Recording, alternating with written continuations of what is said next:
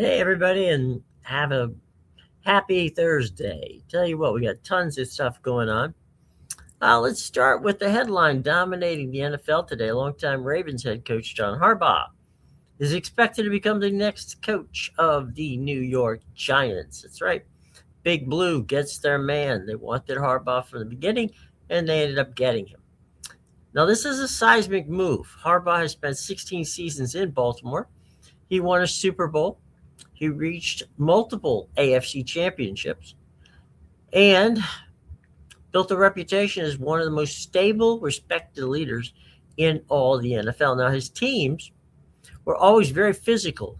I mean, we know the defenses of Ray Lewis and the entire gang there, where they were almost impossible to score on during those days when Ray and the gang was wearing the Ravens gear.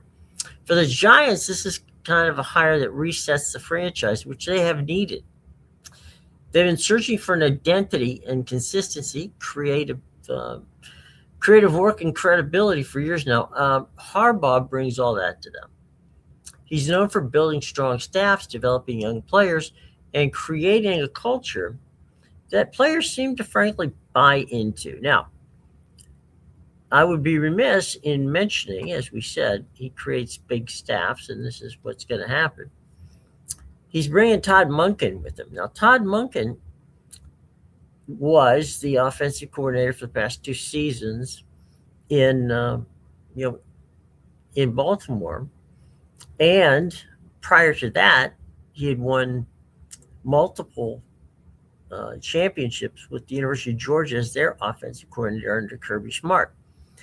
So that means that the Giants' quarterback situation should be good. Harbaugh has worked with every type of quarterback, so has Monken. Everybody from Joe Flacco to Lamar Jackson. He showed he can adapt his system to fit the talent, and whether the Giants stick with their current roster, or look to the draft, Harbaugh's presence will instantly make New York a more attractive destination. So, this is the first of the major NFL coaching dominoes to go, and it is a big one. So there you go on that situation. I can tell you that right now, David Shula looks like he is at least one of the major contenders. I'm sorry, for the Pittsburgh Steelers job. Um, Here's what's going on with that. They are likely, very likely, to dip into the coordinator position and get somebody in their 30s. Okay. And normally, I mean, starting with their first head coach, Chuck Noll, who was a defensive coordinator. Then they went to Bill Cowher, a defensive coordinator, and then to Mike Tomlin, a defensive coordinator. All of those guys, when they were hired, were in their 30s. And what makes Pittsburgh so attractive, besides the incredible fan base that they have, is the fact that it's stability. They give people time to build things. I mean, you don't have three coaches from 1969 to 2025, folks. That's a hell of a long streak of people showing, as the Rooney family has done time and time again. A, they're willing to spend money. B, they're willing to give the coaches, and in some cases even the players, the time to mature. So that's a good news situation. What does that mean for Aaron Rodgers? It probably means that Aaron Rodgers will not be with the Steelers next year. Whether he will be playing football or not, I really don't know.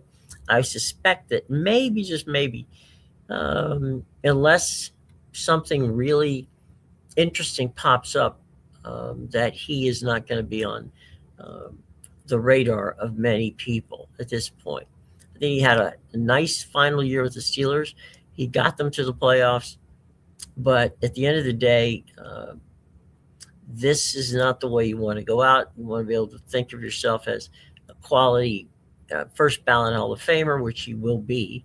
And so I think Aaron Rodgers is going to take some time. and figure out what it is that he wants to do. Obviously, it's not going to be with Pittsburgh. All right, here's some storylines to watch as we get ready for the weekend's playoff games. In the AFC, we've got a mix of familiar faces and rising challengers. Veteran quarterbacks who've been here before are trying to hold off a wave of young talent that's hungry to break through. One matchup in particular features two of the league's most explosive offenses. Now, weather, as it always can play a major role here. Cold temperatures, swirling winds, and a chance of snow may force both teams to lean on the run game. And that, of course, is the matchup with the. Sorry, I lost the.